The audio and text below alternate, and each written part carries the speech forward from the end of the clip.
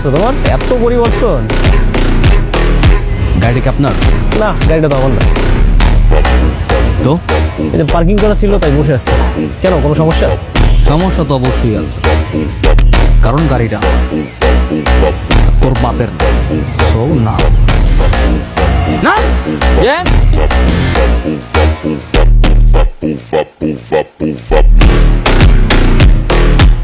গাড়ি থেকে ন্যাকড়াটা বের করো, কারণ ও বসাতে আমার গাড়িটা নোংরা হয়ে গেছে।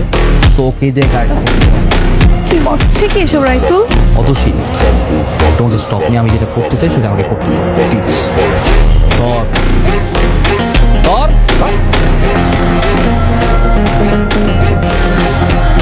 রাইফেল এবার কিন্তু বেশি বেশি হচ্ছে।